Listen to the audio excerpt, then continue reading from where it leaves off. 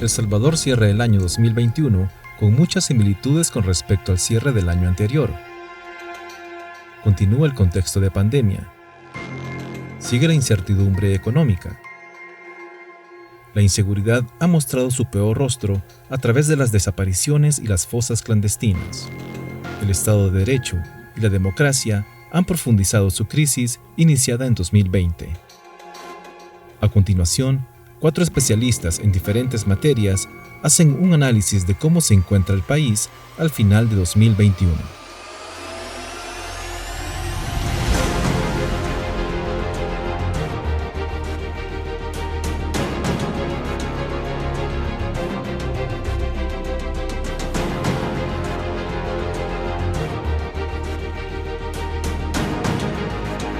Democracia y Estado de Derecho.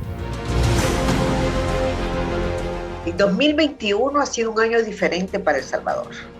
2021 empieza con una campaña electoral violenta, donde hay hechos de violencia política en que incluso llevan a la muerte de 2 personas, de 2 activistas políticos, a manos de miembros de un gobierno, ¿no? Porque son personas que trabajaban en el gobierno, vinculados al gobierno, y por tanto podemos decir que son miembros del gobierno, son parte del gobierno.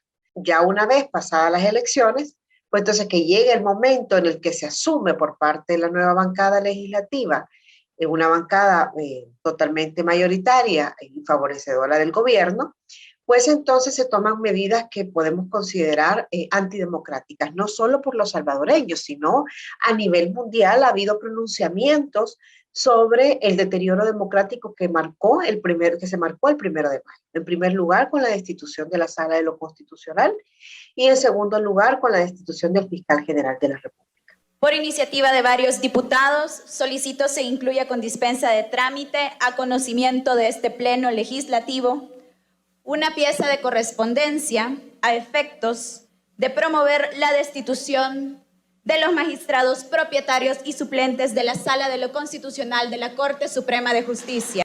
En ambos casos, sin seguirse un debido proceso, en ambos casos vulnerando la Constitución de la República, pero además con la imposición de personas que no cumplían los requisitos para ser magistrados. De ahí que nosotros podamos hablar de una sala ilegítima, porque está integrado de las 5 personas, bueno, ninguno podía haber sido magistrado de la Sala de lo Constitucional. Nueva Constitución.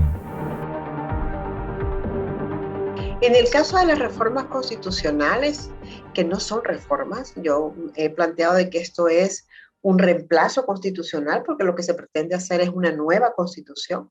En el mes de noviembre fueron entregados ejemplares a todos los funcionarios y fueron entregados ejemplares también de este reemplazo a los diputados para que conozcan.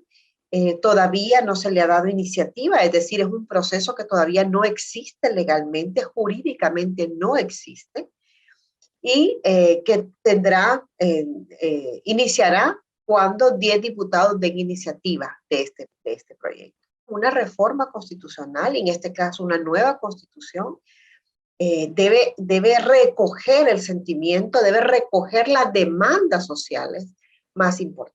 Y, por ejemplo, nosotros podemos ver el derecho humano al agua, que es una reforma constitucional que lo único que necesita son 56 diputados que levanten su mano para ser incorporadas en la Constitución, y que no hay votos para eso. El Salvador no vive en una democracia. No existen instituciones de control que funcionen, pero además existe un deterioro de los derechos, es decir, un deterioro en las garantías y en el ejercicio de los derechos de la ciudadanía. Creo que El Salvador va hacia un deterioro más profundo, ¿verdad? O sea, la persecución, por ejemplo, de lo que considera el gobierno opositor es por exigir transparencia, por exigir el ejercicio de la rendición de cuentas, por ejemplo, pues se va a incrementar. Entonces creo que vamos a ver en el 2022 más vulneraciones de derechos a los ciudadanos, a las organizaciones, a todo aquel que exija control para el gobierno.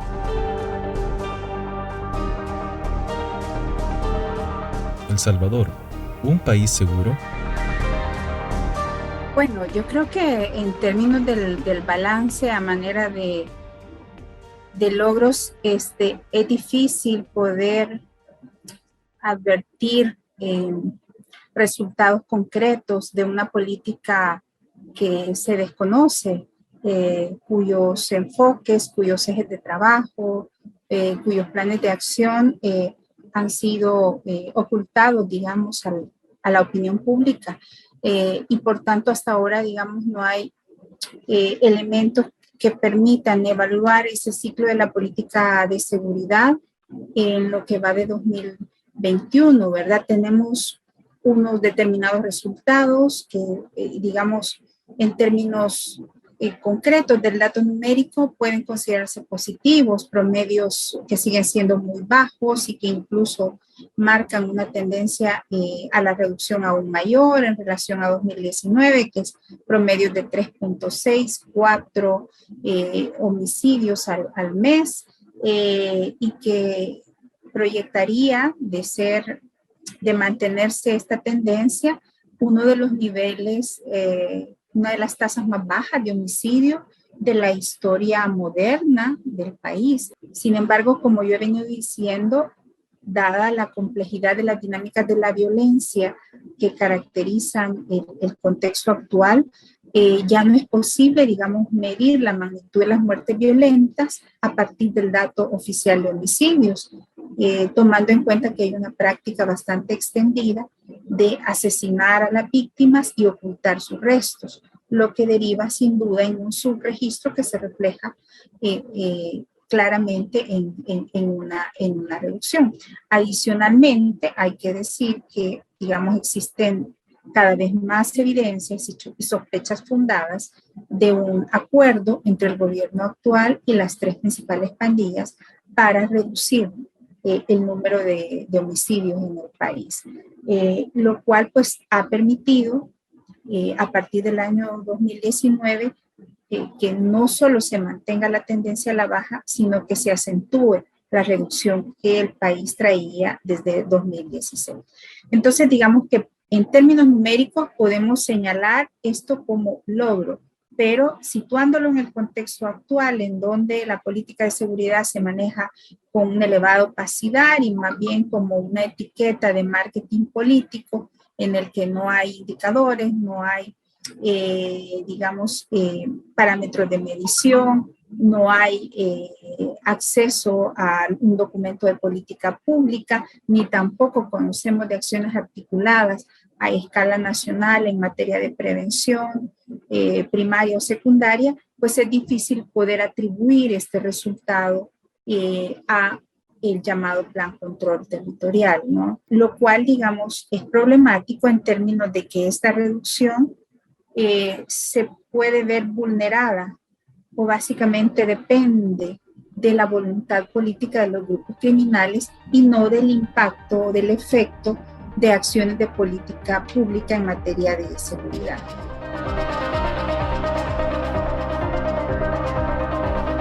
Plan de control militar.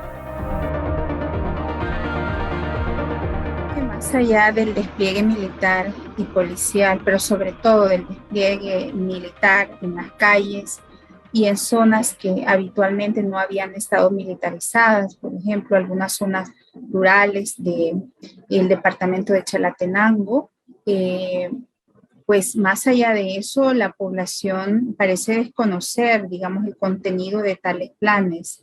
La población está fuertemente y constantemente bombardeada por toda una maquinaria de propaganda que impone la narrativa de que la reducción de homicidios obedece al Plan Control Territorial, pero nadie sabe a ciencia cierta, digamos, qué acciones contiene este plan, además de el despliegue y la presencia militar y policial en las calles. Más bien, cuando uno se aproxima a estas comunidades que en el pasado han enfrentado problemas de seguridad, lo que se sabe es que las pandillas siguen ejerciendo el control de los territorios, siguen siendo la autoridad de facto que decide la vida y la organización de la comunidad.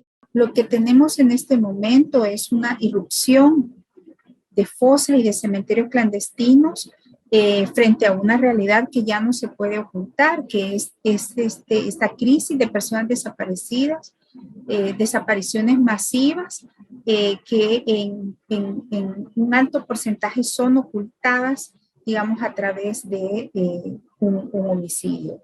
En este contexto, digamos, la emergencia de estas fosas o cementerios clandestinos no es más que la constatación de que ha habido una práctica reiterada de los grupos criminales de enmascarar los homicidios a través de la figura de las desapariciones.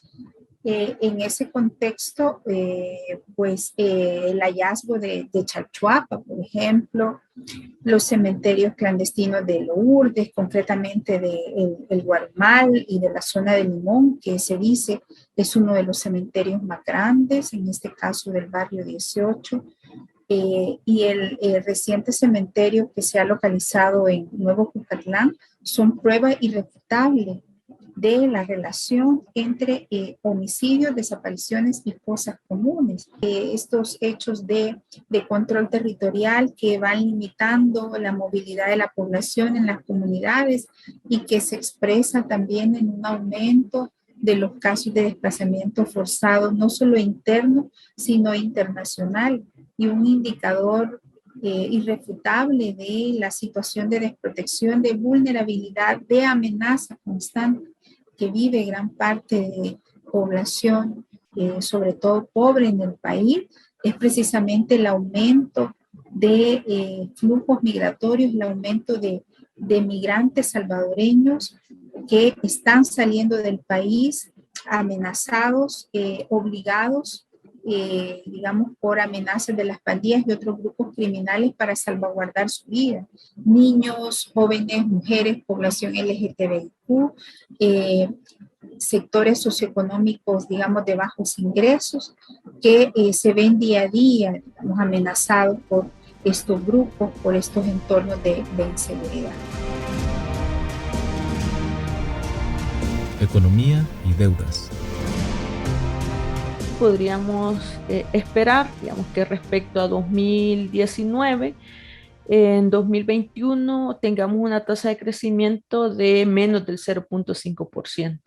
Hay una recuperación por ser un año atípico respecto a 2020, pero no presenta mayores tasas de crecimiento respecto a años previos a la pandemia, digamos 2019. Entonces, se espera que en comparación con 2019, 2021 presente una tasa de crecimiento de 0.3%, lo cual pues evidencia algún tipo de recuperación, pero pues no son datos tan grandes, digamos, como podría pensarse debido a que se dice, bueno, está creciendo 9%, pero esto es con relación a otros años. La recuperación viene explicada por varios factores. Una de ellas y un componente importante ha sido el sector externo. En este punto hay que destacar que, por ejemplo, las exportaciones han ido creciendo. Respecto a 2019, por ejemplo, se tiene una tasa de crecimiento del 10%. Es decir, en 2019 se exportaron alrededor de 5.000 millones de dólares, mientras que para el mismo periodo de este año, o sea, hasta octubre de este año, se habían exportado 5.500 millones. Es decir, que las exportaciones pues sí han presentado un crecimiento importante.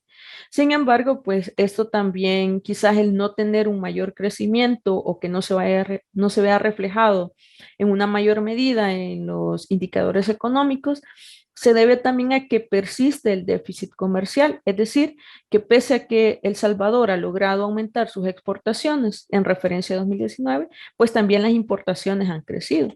Y bueno, un punto importante que no podemos dejar de destacar es el tema de las remesas, que han servido como un factor como de amortiguamiento en el caso del país.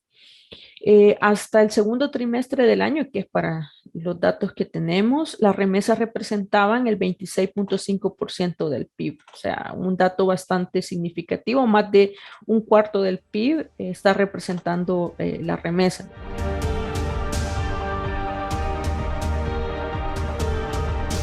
Las remesas no evitan la pobreza. Se espera que al final del año se pueda tener una suma de remesas totales que han ingresado al país por 8.000 millones de dólares, ¿verdad? Lo que nos deja un flujo per cápita de 1.260 dólares. Evidentemente, hay estudios que demuestran que la mayoría de los recursos que provienen de las remesas se van a consumo, ¿verdad? Y bueno, las familias que son receptores evidentemente juegan también un papel importante y por eso llamarlo, ¿verdad? Un factor amortiguamiento, porque justamente si, digamos, en el caso del país que todavía seguimos presentando señales de que no ha habido una recuperación total, al menos en el mercado de trabajo, las remesas pueden estar jugando pues ese papel para contrarrestar los efectos adversos que todavía se mantienen por la inercia que traía la pandemia y evidentemente por cuestiones estructurales en la economía del país. Pese a esta recuperación, también cabe destacar que en el país se espera que los niveles de pobreza también aumenten debido pues a todos los efectos que se están generando. Incluso se espera a que la pobreza a nivel nacional crezca en un 12.27%.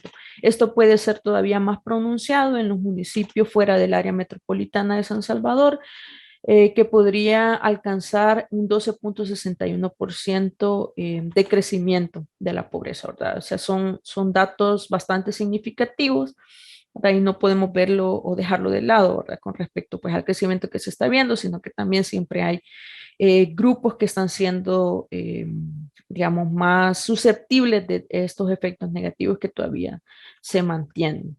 De cara a 2022, pues no puedo dejar de mencionar el tema fiscal, que es sumamente apremiante, sobre todo porque, de acuerdo con los últimos datos que el ICEFI ha publicado, el 85% del PIB, digamos, estaría representado por la deuda, es decir, de cada 100 dólares que se producen en el país, 85 deberían pagarse.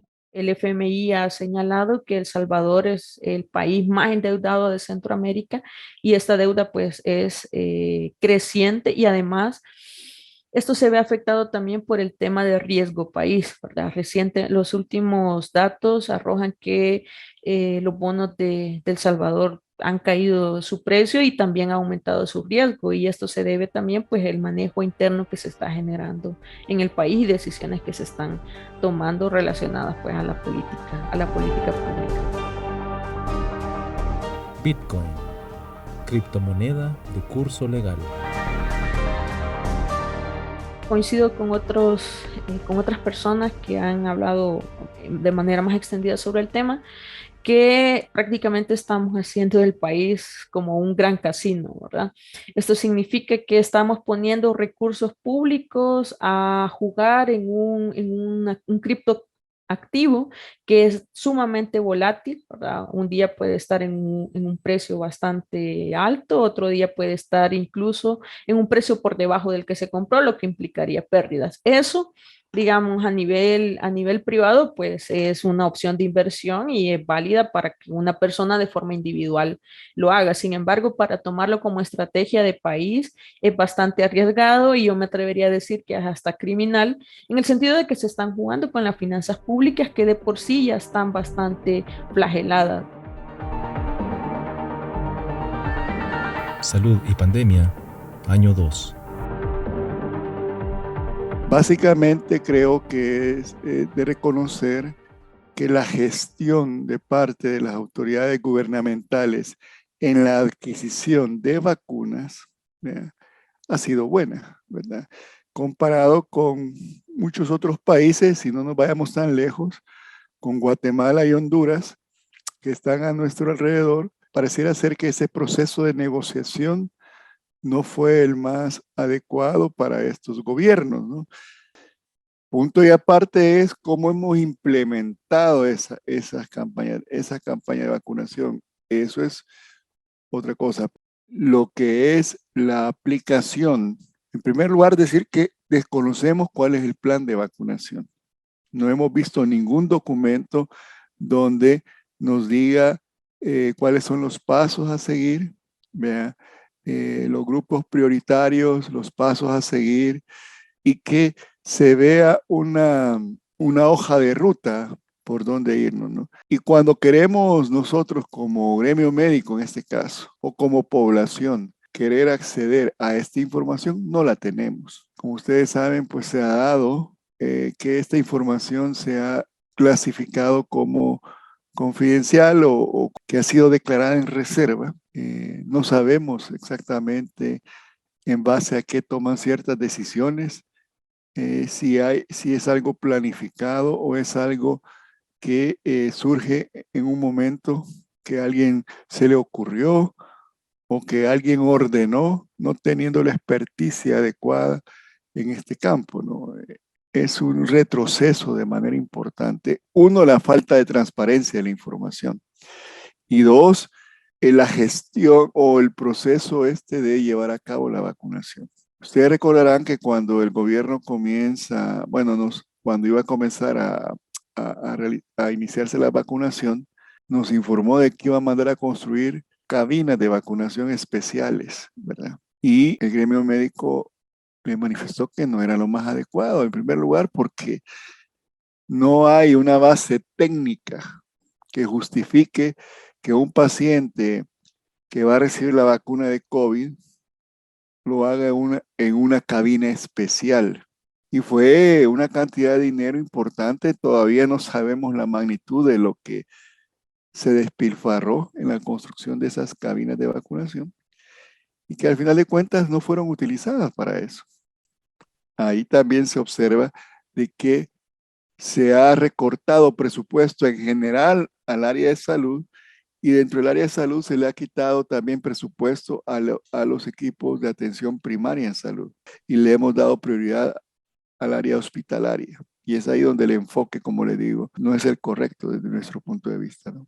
Y la cereza al pastel de ese tipo de medidas y que nos dice en qué están pensando es la reciente medida que la Dirección de Migración y Extranjería dictó la semana pasada, en la cual han dado vía libre para la entrada a personas a nuestro país sin pedirles una prueba de vacunación o pruebas de que no están infectados, ¿no?